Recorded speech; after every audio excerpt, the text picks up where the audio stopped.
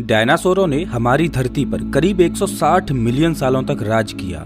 ऐसा लग रहा था कि ये स्पीसीज धरती की सबसे डोमिनेंट स्पीसीज रहने वाली है, पर एक दिन उनकी ये दुनिया माउंट एवरेस्ट जितने बड़े एक पत्थर ने तबाह कर दी, जो सीधा अंतरिक्ष से आकर गिरा था। आज मैं आपको इन्हीं रेप्टाइल्स की स्टोरी सुनाऊंगा और हम देखेंगे कि आपदा का वो मंजर कैसा था जिसमें इनकी कहानी का अंत हुआ था।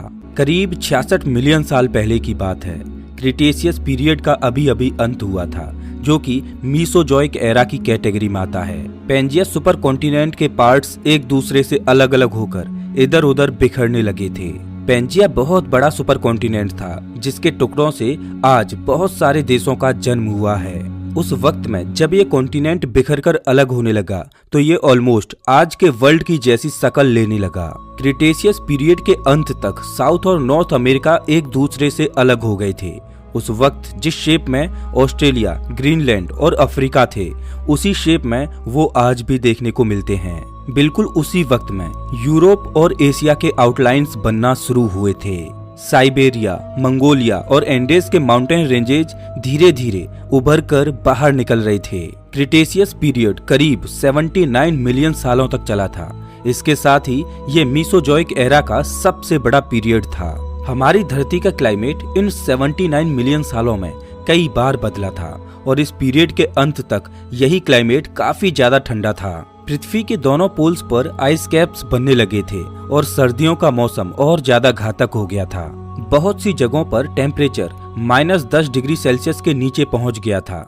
वहीं अलास्का जैसी जगह में यही टेम्परेचर -45 डिग्री सेल्सियस से नीचे आ गया था। लेकिन अगर उस दुनिया को आज की दुनिया से कंपेयर करें तो वो तब ज्यादा गर्म था। कॉन्टिनेंट के सरफेस पर हरियाली छाई हुई थी। इसी पीरियड के दौरान फ्लावरिंग प्लांट्स का भी जन्म हुआ था।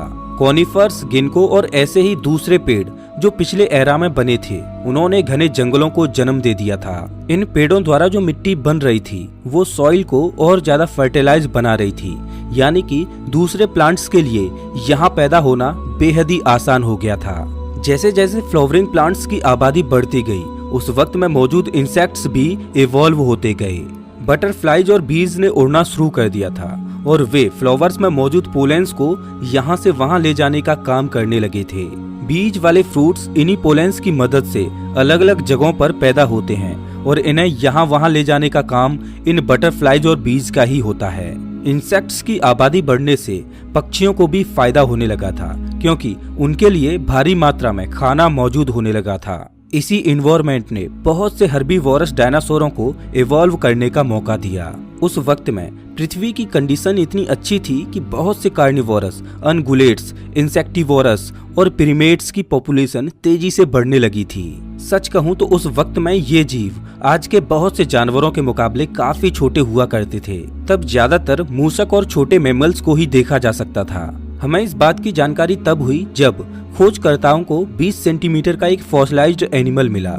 इसका नाम सबर टूथेड स्क्वेरल है। माना जाता है कि ये प्रजाति ज्यादातर इंसेक्ट्स ही खाया करती थी, लेकिन इसका मतलब ये नहीं है कि वर्ल्ड के दूसरे हिस्से में बड़े जीव नहीं थे।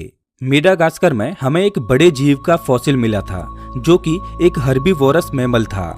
ये जानवर दिखने में भी बहुत अलग था। इसके सर के दोनों तरफ क्रेस्ट नाम की एक चीज थी जो इसके सर को बचाए रखती थी। इसके साथ ही इस जीव की सूंघने की शक्ति भी कमाल की थी।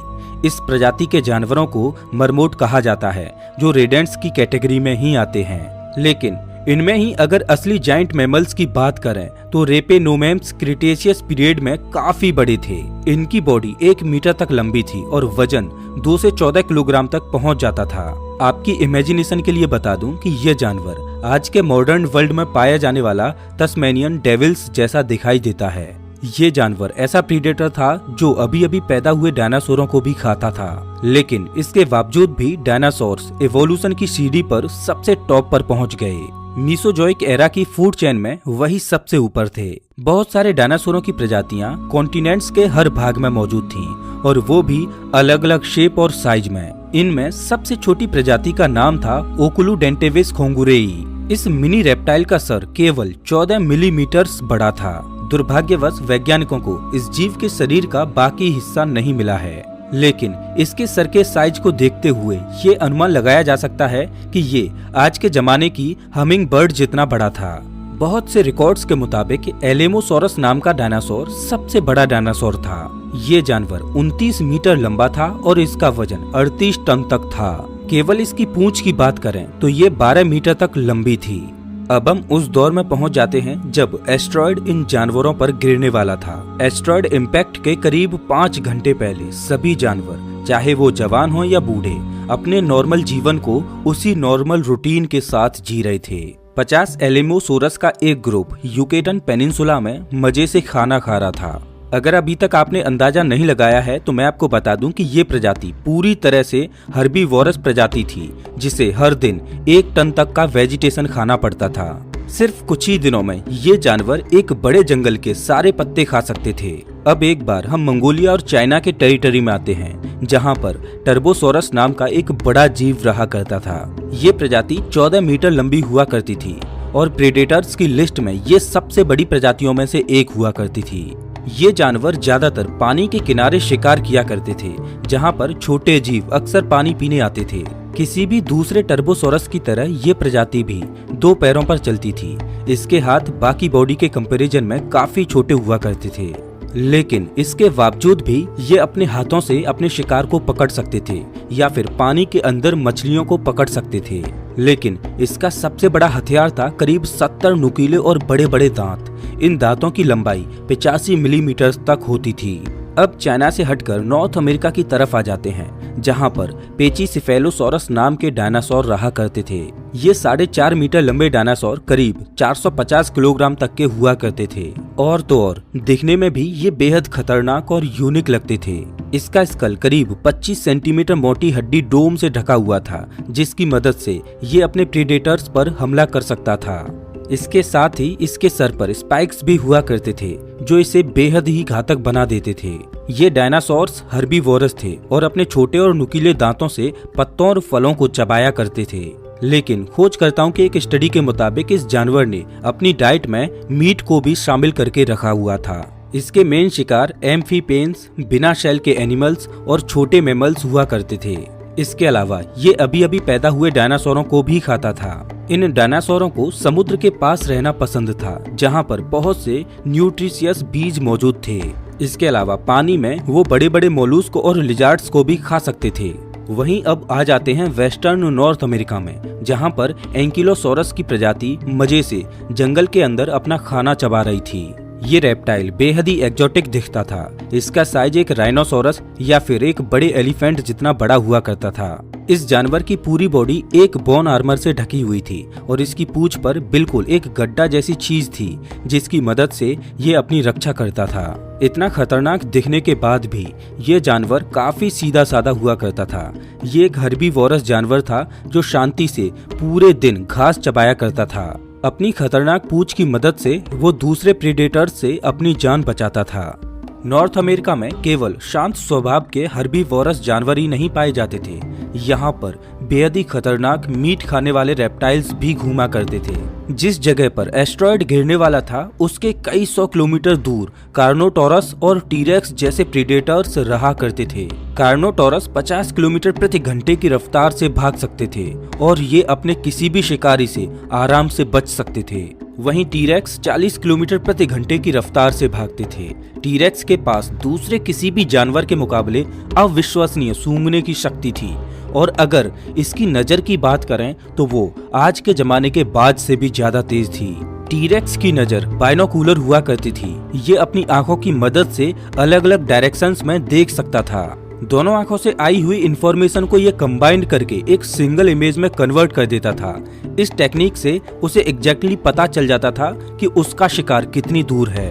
टीरेक्स अपने इलाके को अग्रेशन के साथ प्रोटेक्ट करता था और लगभग हर चलने फिरने वाले जीव को ये खा जाता था। ये अपनी प्रजाति के डायनासोरों को भी नहीं छोड़ता था। अगर एक टीरेक्स और एक कार्नोटोरस के बीच फाइट हो तो टीरेक्स बिना किसी मुश्किल के विजेता होगा। एक तरफ जहां टीरेक्स का वजन 6.8 टन तक था, वहीं दूसरी तरफ कार्नोटोरस का वजन 5 टन ही था। टीरेक्स का मसल मास भी काफी ज्यादा हुआ करता था।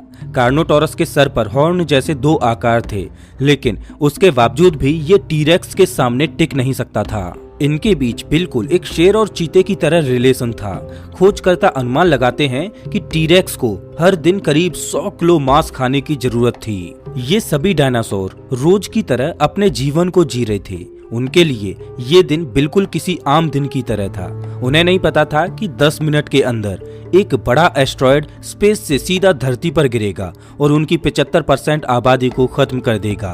क्रिटेशियस पीरियड इसी पत्थर के साथ विलुप्त होने वाला था। साल 1980 में वैज्ञानिकों ने ये हाइपोथेसिस दी कि इसी बड़े एस्ट्रॉयड की वजह से पृथ्वी को ऐसी खतरनाक त्रासदी का सामना करना पड़ा था। उन्हें पृथ्वी के सरफेस पर बहुत सारी जगहों पर मिट्टी के ऐसे टुकड़े मिले जिनमें इरिडियम मौजूद था। मैं आपको बता दूं कि वैज्ञानिकों को जितना इरिडियम मिला वो आज तक हमें पृथ्वी पर नेचुरल तरीके से नहीं मिला है, चाहे वो सरफेस के ऊपर की बात हो या फिर पृथ्वी के कई फीट अंदर की बात हो। इरिडियम एक बहुत ही ज्यादा रेयर सब्सटेंस है जो पृथ्वी पर बहुत ही मुश्किल से मिलता है, लेकिन बहुत सारे एस्ट्रॉइड्स में इरिडियम भारी मात्रा में प्रेजेंट होता है। कई बार इरिडियम को स्पेस मेटल भी कहा जाता है।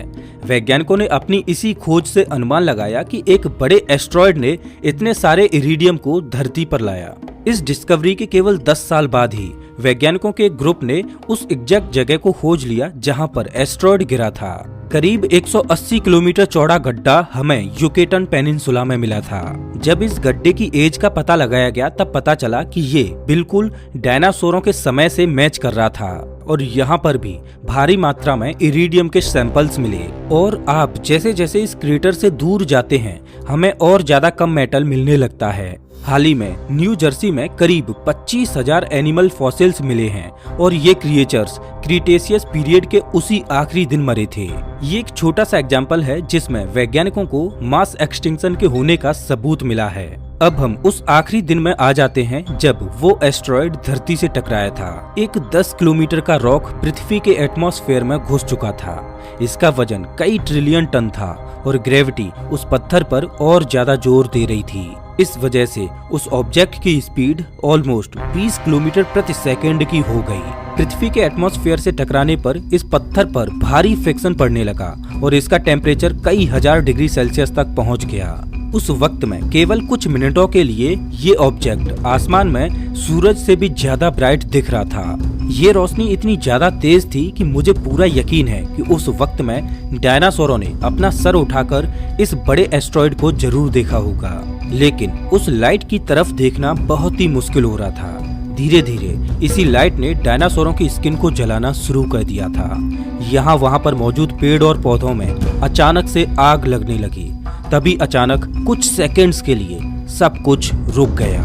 डायनासोर अपने आप को संभाल ही रहे थे कि अचानक कान फाड़ने वाली तेज बूम की आवाज होती है और 10 किलोमीटर का एस्ट्रॉयड गल्फ ऑफ मैक्सिको के पास युकेटन पेनिनसुला में क्रैश हो जाता है।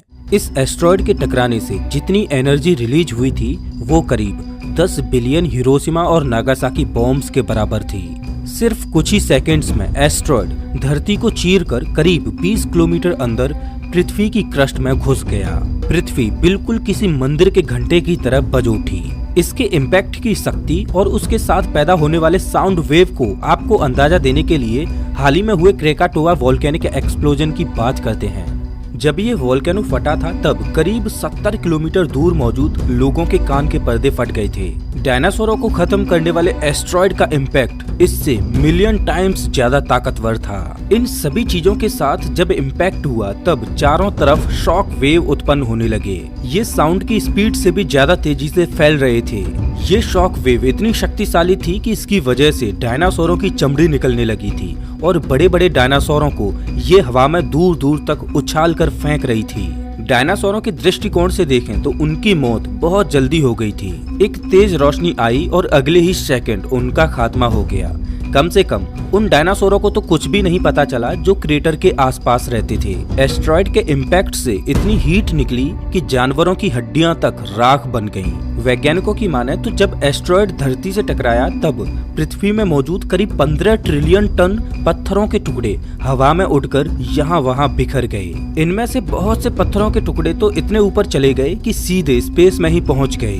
वहीं लाखों दूसरे पत्थरों के टुकड़े हवा में कई हजार फीट ऊपर जाकर एक बार फिर से धरती पर गिरने लगे थे। पत्थर बिल्कुल बारिश की तरह धरती पर गिर रहे थे। इस फिनोमिना को ग्लास रेन का नाम दिया गया। जो डायनासोर एस्टेरॉयड के इनिशियल इम्पैक्ट से बच गए थे, उन्हें इस ग्लास रेन ने तबाह कर दिया और उड़ने वाले डायनासोरों को भी इस इम्पैक्ट ने नहीं छोड़ा। लेकिन ये तो उन डायनासोरों की बात हुई जो एस्टेरॉयड इम्पैक्ट के करीब थे। बहुत से डायनासोर तो बहुत दूर दूर के इलाकों में बसे हुए थे, यहाँ तक कि कुछ तो दूसरे कॉन्टिनेंट्स में भी थे। लेकिन एस्टेरॉयड ने एक डोमिनो इफेक्ट शुरू कर दिया था और एक के बाद एक त्रासदियां आने लगी। इम्पैक्ट की वजह से समुद्र में 100 मीटर तक की ऊंची सुनामी आ गई। आपकी तुलना के लिए मैं बता दूं कि साल 2011 में जो जापान में घातक सुनामी आई थी वो केवल 10 मीटर ऊंची थी, लेकिन इसके बावजूद भी इसमें पूरा आइलैंड ऑलमोस्ट डूब गया था। तो एक बार सोचिए कि 100 मीटर ऊंची वेव ने जमीन पर रहने वाले जानवरों और दूसरी चीजों का क्या हासिल किया होगा। सुनामी ने फ्यूचर यूएसए की पूरी टेरिटरी को पानी में डुबा दिया। सुनामी के बाद अब अर्थक्वेक्स की बारी थी। चाइना और मंगोलिया में रहने वाले डायनासोर अब भी एस्टेरॉयड के इम्पैक्ट से 15,000 किलोमीटर दूर थे।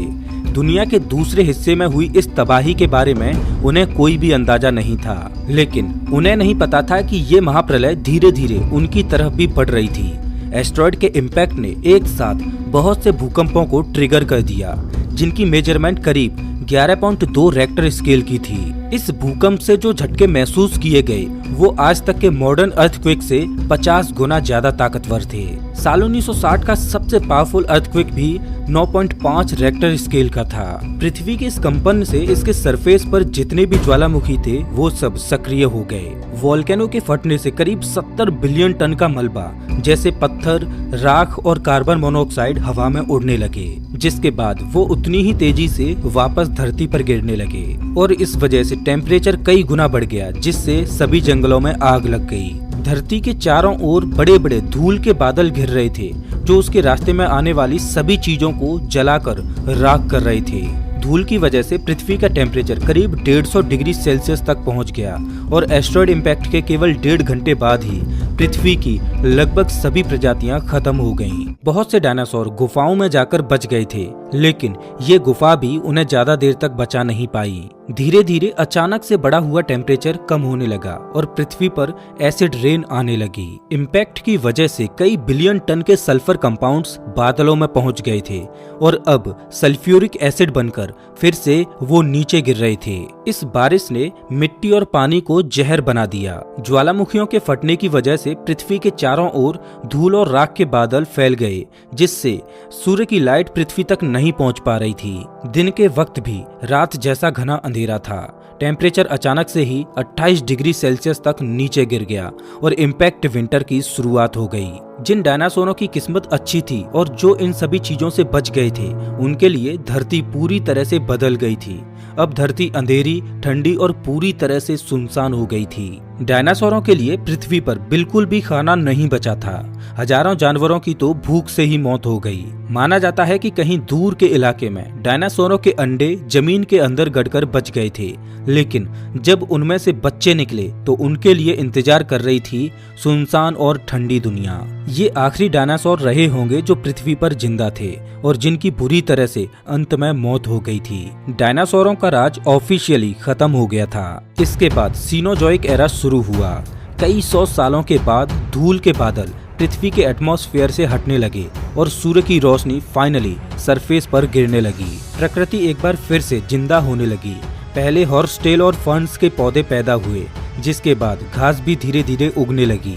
दूसरे जानवर जिनके ऊपर डायनासोरों का राज था, अब वो इस नई दुनिया पर राज करने के लिए तैयार हो गए। बहुत से छोटे मैमल्स अंडरग्राउंड होकर बचने में सफल हो गए थे। इन जीवों को एक्सट्रीम कंडीशंस में रहने की आदत हो गई थी। इन्होंने अपनी बॉडी को इस तरह से ढाल लिया था कि बहुत कम खाना खाकर भी वो जिंदा रह सकते थे। मैमल्स का एवोल्यूशन इतना ज्यादा सफल रहा कि धीरे धीरे नई नई प्रजातियां इवॉल्व होने लगी और इवॉल्व होते होते उन्हीं में से एक हम इंसान भी हैं, जिनका आज इस पूरी धरती पर वर्चस्व है। ये कहना गलत नहीं होगा कि डायनासोरों का अंत हमें इवॉल्व होने के लिए वरदान साबित हुआ। तो दोस्तों, इस वीडियो में बस इतना ही। वैसे आप हमारा ये वीडियो कौन से शहर से देख रहे हो, हमें कमेंट करके जरूर बताएं। अगर आपको ये वीडियो अच्छा लगा हो तो इसे लाइक करें और ऐसे ही वीडियोज के लिए चैनल को सब्सक्राइब करें, साथ ही बेल आइकॉन दबाएं।